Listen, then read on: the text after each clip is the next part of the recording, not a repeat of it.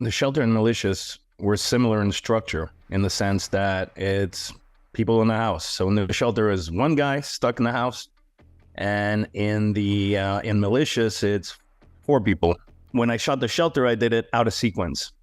And when you're shooting on a low budget with not much time, if something bad happens, you don't have the time to correct it. So that happened on the shelter, where Michael Pere's character had a jacket on, and we shot like half the day. He was supposed to have the jacket off. So, I became creative, and, I found a way to make it work through like early morning reshoots. But going into Malicious, I didn't want to repeat that. So I thought, slow budget, we don't have much time. So the smartest thing to do is shoot it in sequence as much as possible.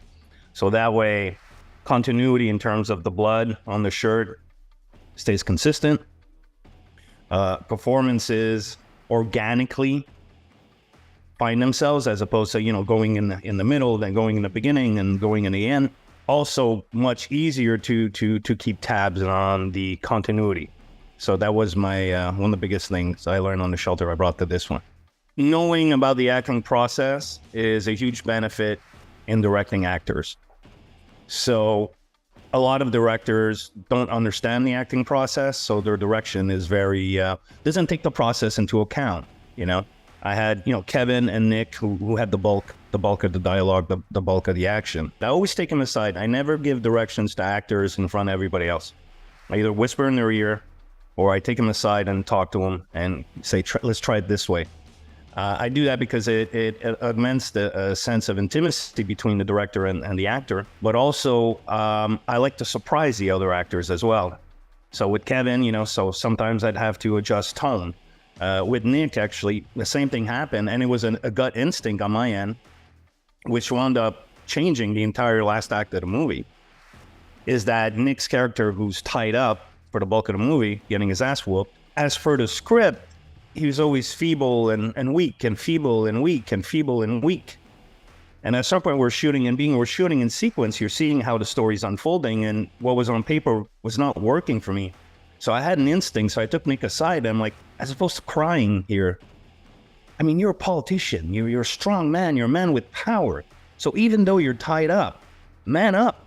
So I had him ad-lib a line that said something along the lines, How about you untie me too, Jesse? See what happens. So I took Nick aside, told him to do that. He went back, he did it. And of course, that brought something new to Kevin, who was in character as Jesse, who didn't expect that. That basically set forth a new dynamic. Then it became alpha versus alpha wannabe, or beta pretending to be alpha because he preys on, young girls and women. So he's a piece of shit. Basically, the film took an entire new direction on its own. So that forced me to have to rewrite the last 25 pages of the script. So, at the end of the movie where they go head to head, mano a mano, the fist fight, and Kevin's character basically breaks him down piece by piece, that wasn't in the script. The biggest thing that I learned, which I knew already, but I really learned it just through going through it, is when we were doing pre-production in Malicious, it was a low-budget movie. The main location, was not available until 4 or 5 days before the shoot. So I hooked up with my DP, and through pictures of the house and videos of the house, we tried to shot list the best that we can to show up there prepared. And once I got there, my shot list did not match with the location. So basically my shot list was out the window. So the first couple days, I winged it. But then I realized I can't wing it anymore because it's becoming more and more intricate and I need to be prepped. So thankfully, we moved into night shoots. So then that gave me more time. So basically my schedule became this. We would shoot at nights, I'd sleep a couple hours, and then I'd go to set and everybody's sleeping because we had people sleeping in the house next door, but some people also sleeping at the location itself, but downstairs. I'd come in, look at the scenes for the day.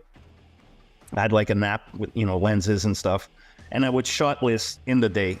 Then at night, shoot what I shot listed, sleep 2 hours, wake up, rinse and repeat, rinse and repeat.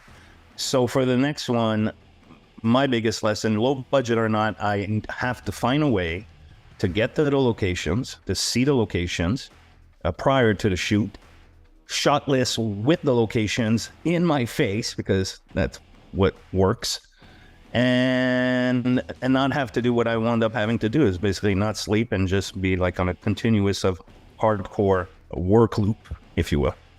Working with my DP, Samuel Pinot, who was also somebody for a long time I wanted to work with. And I told him, my next film, I want you to DP it. But it wound up being a huge asset because Samuel speaks French and I speak French. So when we're on set, we could communicate with each other and nobody knows what the hell we're talking about. If I want to surprise an actor with something, you know, and I tell him I want the camera there or that place, you know, and I don't tell the actor, you know, that worked in my favor. Or when the first AD would, you know, do his job and pressure me, John, we need to move, can't do that shot. You know, we need to move. And then I tell him in French, I go, let's move, but the second he turns around, we're going to pop that shot. You know, we're going to do it anyways. But the fact that I could communicate with Samuel without anybody understanding made it much easier on me because I didn't have to contend with that. I hated acting in my own movie. Both films, I wound up in them just out of necessity. So in The Shelter, I play a guy that Michael Pare encounters, he kicks my butt, I fall to the ground, and that's it. And the reason I played that role was because it was cheaper than getting a stunt guy. And I'm a stunt guy, I have a stunt background. I'm not a stunt guy, but, you know, I have a stunt background. So, and, you know, I'm free. So, okay, I'll do it. I know how to act, I know how to fall, I won't get hurt, so I'll do it. Malicious became, basically we had an actor that was locked, and he booked out maybe a week before production. Kevin and Nick, who are, you know, my leads, but also were co-producers, started sending me, how about we get this guy or that guy, let's audition this guy, this guy. After the actor booked, I didn't feel confident with people at that stage. So I'm like, you know what, man, fuck this, I'll do it. I'll do it because number one, I know I'll do it. I'm cheap, I'll do it for free. You know, I have a stunt background, so, you know, fights or guns and stuff like that, not a problem. So I wound up doing it, but I hated it. I hated it because you're directing a movie and your brain is just on that. And then I would have to put that aside to go and play this character. And it would interrupt my flow. And I didn't want to act. I was directing. You know, I was involved in directing and bringing this suicide mission, as I called it, home. That's what all I cared about. So when it came down for acting, like, I don't want to fucking act. I got shit to do here, you know, but, so I did it, but I would not do it again. Kevin Internato, you know, we co-wrote the film together. We tried to get it off the ground during the pandemic, but the producers just wound up not delivering. And other obstacles came up, and we finally, you know, got it going with Prince Films. But I've been trying to work with him for a very long time. He took it very seriously, and it was a pleasure for me to be with somebody that took it that seriously. He didn't fuck. He's going for that Oscar, you know. He didn't fuck around. He was not on vacation. He was there to work, and that was a pleasure to work with him. Somebody that's so intense and gives it everything he has. There's a scene where he talks to Nick and he says, you know, a real man would fess up to his sin. And he goes, a real man, a real man, a real man. And then out of nowhere, he gets into Melissa's face and yells, a real man! And it reminded me of Gary Oldman in The Professional, you know, when they ask him to get him everyone. Nick Bailly as William had the most thankless role.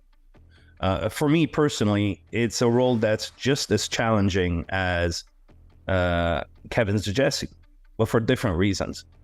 Because ask any actor, do you want to take a beating for an hour and a half? Most actors would not jump on that opportunity. But Nick came in fearless and gave it his all, and probably had the most uncomfortable shoot because he was just getting spat on, beat up, you know, a lot of prosthetic work. And it takes a really good actor to make a role compelling from sitting down, tied up. Sometimes I'd be like behind a monitor watching them and I'd be like giddy, you know, oh my God, look at these guys go, man, because they're both ping-ponging so beautifully together. Alex Lane as Aaron, if you look on paper, doesn't have that many lines. What she did bring to the table is a lot of internalizing and the camera picking it up. So I'm sure you notice a lot of close-ups of her because the camera loves her, like simply loves her. And what she was going through internally would come out, and the camera would pick it up. So, you know, she had a challenging role, you know, a role that doesn't say much verbally, but that says a lot when, you know, she's around. So, and I think she nailed it. Melissa, emotionally, as you see in terms of the picture, she's there. She's really there. Obviously, cries on cues like forget about it. The mounting frustration or the mounting resentment or disgust or pain that she feels towards William as the onion is peeled off and she discovers more and more things. I didn't need to do much with Melissa. It was right there, always accessible. All I had to do is kind of adjust, do a bit of adjustment, you know, so maybe more anger, less tears, stuff like that. But everything was at my disposal. So no, she did fantastic. Everybody did fantastic. Even Danilo, who was Danilo Rocha, who played my character's partner. You know, he came in. This was kind of like his first movie, like legit movie as an actor, and he was very tense. So then me as the director, but also as his co-star, what he brought on set changed the way I approach things. Because initially on paper, the two hitmen are, you know, badasses, stoic, you know. But it didn't work. It just didn't work. So I used Danilo's tenseness and stoicness, and I tried to counteract it by being loose and funny. And as is, you know, Danilo has great presence. Camera loves him. Those cheekbones, that intense look. A couple of times, one of my favorite bits with Danilo, because I laughed out loud in the edit, where they're at the door and Kevin's character kind of insinuates that we're maybe gay. And his reaction, his eyes kind of like open up, and he really takes offense. And I was like pissing myself with laughter in the edit just because of his reaction. So no, I thought, you know, considering his first big movie, he did great, and it was a pleasure working with him. And the movie is done shooting. That is a wrap. Fuck me. This next question is very uncomfortable. But it has to be said just to get the truth out there.